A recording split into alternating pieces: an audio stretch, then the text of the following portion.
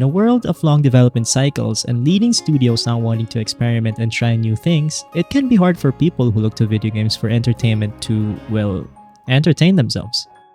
While all of the industry's top dogs are busy remastering games that don't need to be remastered, a faction of the industry is taking the other route.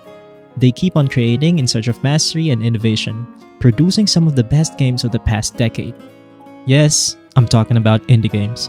Indie games have been there since the dawn of gaming and have been taking the spotlight quite recently. Games like Balatro, Slay the Spire, and Undertale prove that you don't need the greatest and latest graphics to be able to provide fun and a good time.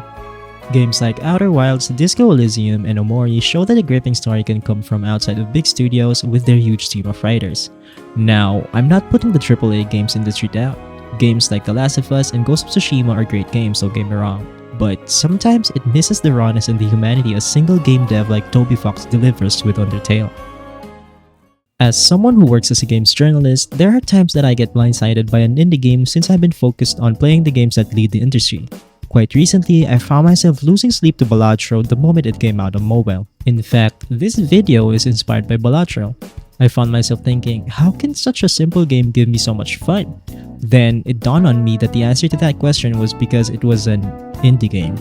See, in my opinion, the more you get involved in the video games industry, the more you see it as a business rather than a creative endeavor. We can already see this with the massive layoffs happening in the games industry. Companies have long switched from innovation to making profitable games, and some of them fail at this. On the other hand, indie games and indie developers are mostly doing it for passion. This factor, in my opinion, is a huge reason why indie games can connect with people. Large studios claiming that they're making something out of passion is harder to believe than a single game dev saying the same thing. Not to mention that studios ultimately answer to their investors who aren't passionate about the games that they are creating. As such, the biggest priority of a company is to protect its investors' money. Indie developers don't answer to such an entity and mostly just follow what their heart and instincts tell them to do. Some of them have even played so many games that they figure out what works and what doesn't. AAA games lose their heart and souls due to the strains of being made by a studio with a lot of NDAs and processes before approval. Indie games don't have this process, which makes the product seem more human.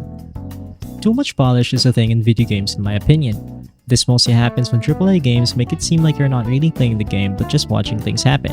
Which brings me to my next topic, experience versus fun. The moment you boot up Balatro, are you there to experience the game or have fun with the game? I'm pretty sure you're choosing the latter, as the point of the game is to earn as many points with the builds you're doing, and seeing you beat each boss gives you the satisfaction you're looking for. Then how about The Last of Us? Same question, are you there to have fun or to experience the game? Every time I booted up The Last of Us, I was there for the experience. I wasn't necessarily there to have fun, but I was playing the game to experience the story of the game. Now, I know it's unfair that I pitted a game focused on mechanics against one that is focused on storytelling. However, I do believe that AAA games tend to overpolish their games, which makes it seem like you're just watching things happen rather than actually playing the game. Add that to the fact that AAA games look the same nowadays, and you have a recipe for something repetitive and tiring after a few sessions. Now, I know that ultimately it all comes down to player preference. Some players prefer to play AAA games and some prefer to play just indie games. However, I do think that there should be a balance between the two. When I say that indie games are the saviors of the games industry, I mean it. As someone who tends to hop on different games all the time, I can see myself getting bored if I only played the whole Assassin's Creed repertoire. Indie games exist to be the palate cleansers of a gamer's tongue. A refreshing drink after a tiring day is there to give you another perspective on what games could have been without the big brother that exists inside big game studios. Indie games tend to be raw, pure, and passionate, which is something that we miss when we're fed with overly polished games where individuality is thrown out of the window in place of a collective decision. So, for the indie game developers out there, keep making games, because I truly believe that you guys are the saviors of the video games industry.